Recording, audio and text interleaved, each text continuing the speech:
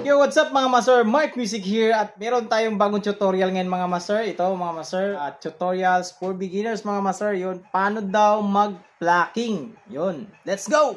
Disclaimer lang, di po professional na gitarista mga master. Nagbibigay lang po ako, nagsishare ng alam ko base sa aking experience at sariling research.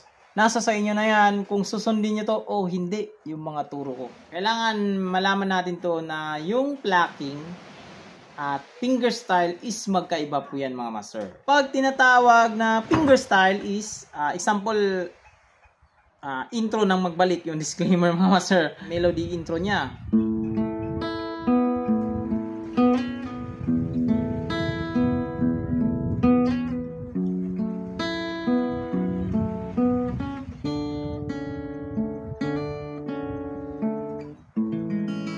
Yan yung tinatawag na fingerstyle. Yung plucking naman mga master is ganito lang yan mga master. Ika lang din sa chord progression nung kanta. Example, ito na yung kaninang example natin na magbalik.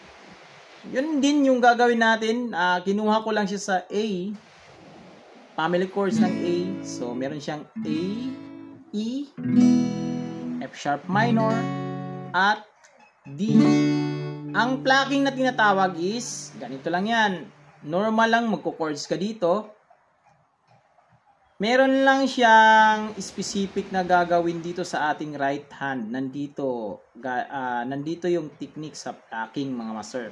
Chords progression natin na A, hanapin mo yung bass part yan. So, ito yung bass part.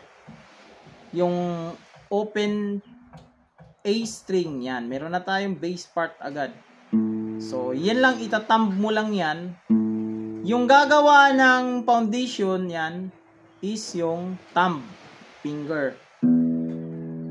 Yan. So, ito yung sa E natin, F sharp, minor, at D. Lahat ng gagawa niya ng foundation is yung thumb finger natin, ito. Siya yung base, haligi kumbaga. Yan. So, tukoy na natin yung ating foundation. So, yan yung ating chords progression. E, F sharp. Yan. Tapos D. At ito na yung tricky part na to mga master. Kailangan pag mag-plucking kayo is kailangan meron nakatuka or naka-assign bawat string. Ito. Yan. Simple ilapat mo lang yung tatlong daliri mo dyan. At nakatukayan sila na pag high E is yun yung ating ring finger. Pag B string naman or second string is yun yung ating middle finger. At yung ating G string or third string is yung ating index finger. Yan. Practice mo lang yan. Yan. Ganyan. Kasi may nakikita ako, master, na nagpa-plucking is ginagawa na lahat ng index finger. Yan. Baga isang daliri lang gumagawa sa tatlong strings. Ganyan.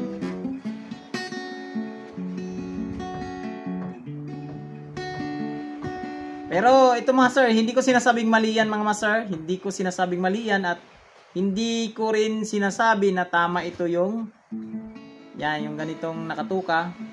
Ang purpose lang dito mga master is maganda magamit natin lahat ng daliri natin at hindi rin siya magalaw, relax lang ang plucking natin pag sanayin natin na merong mga nakatuka na mga daliri bawat strings. Kasi simple lang ang gagawin ko, wala masyadong movement dito, ano lang ako, relax lang yung aking right hand mga master. So ito na yon.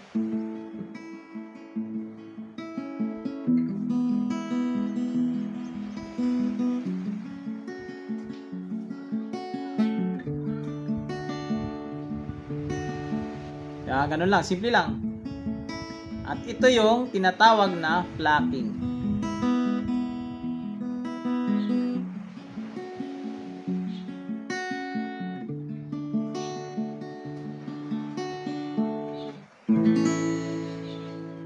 Yun lang sa ating tutorial na to mga master, at sana nagbigay ito ng ideya mga master para sa ating mga beginners na nag-start ng mag finger plucking. So this is Mark Music. God bless you all. Peace out.